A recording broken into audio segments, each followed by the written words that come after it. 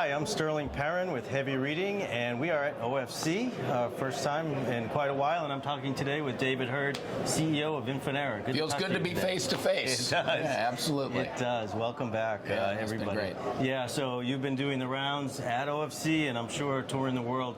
When you talk to customers today, what are the main challenges that they're coming to you with? Oh boy, I think the big challenges. The first one is how do you control this bandwidth and keep costs out to their clients at a reasonable pace, and that means a lot of intensity in research and development dollars to make kind of Moore's Law hit the optical network. I think number two, everybody's worried about supply chain.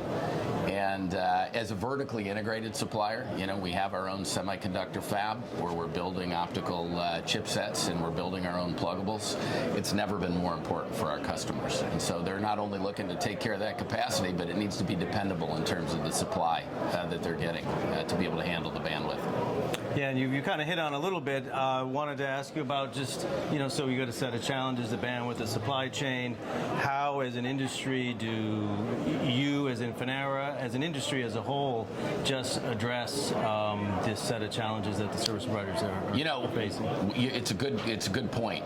For the long haul and subsea networks that are carrying heavy traffic from all those edge devices and access points around the network and within households, we continue to iterate and provide, again, generation over generation, 30 to 50% savings. We have a 1.6 terabit, 2x800 gig optical engine that's industry leading that can drive that price performance and carry all of that unprecedented bandwidth growth that comes from the edge into the core of the network.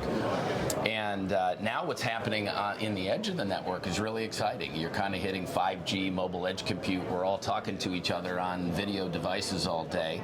And the metro is expanding 400 gig and redimensioning the architectures there. And what that offers is the cheapest, fastest way to get bits around is coherent technologies. And getting coherent out to the edge of the network is really where we're focused. So our company, we talk about a strategy of 8x4x1. It's all in the core of the network. It's going 800 gig in the metro of the network. It's 400 gig, and we're going to see coherent technologies driving 100 gig to the edge of the network, and it's just fantastic. That's true. It's been quite an evolution around coherent. As you think about it, it started out very much in the core, and then same kind of trajectory with Infinera itself, moving closer to the customers. You're kind of making that migration with coherent. Yeah, and it's all technology. You look around here, and it's all the technology that enables smaller footprint, lower power, higher performance, better cost per bit to be able to make that happen. And to your point, in an industry that is highly focused on semiconductors, people forget that Infinera has its own fab here in North America, and where North America used to export, USA exports 37% of the semiconductor exports were from here. It's only 12% now. And so all these government incentives and things that are happening, we've got to continue in this critical supply chain to not only get the price performance, but have that secure supply chain here in the US of A.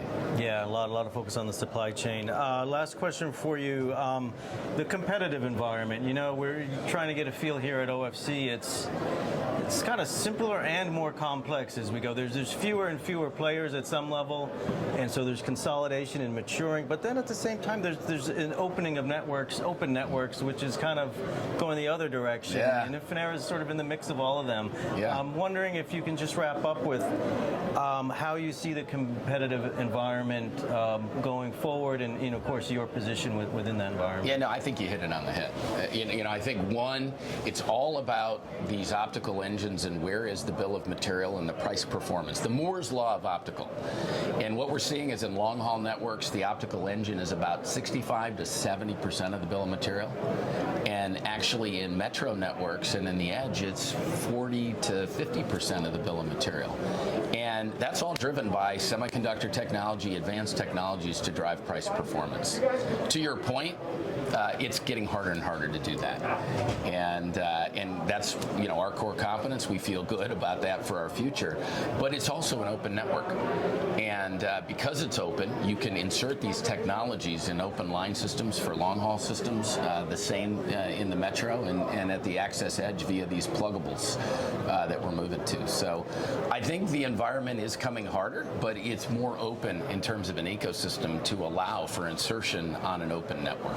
Yeah, it's a tough environment. You guys got to be tough to be in it, but you've been proving it out year after year. So, yeah, we feel really good about the future. Yeah, looking good. Good year for optics as well. It really is. Keeping us busy, and great to be back. Just human contact. Yeah, it's really fantastic. Yeah, really appreciate your time today. Yeah, no, David. thank you for taking the time. Good speaking with you. All right, take care.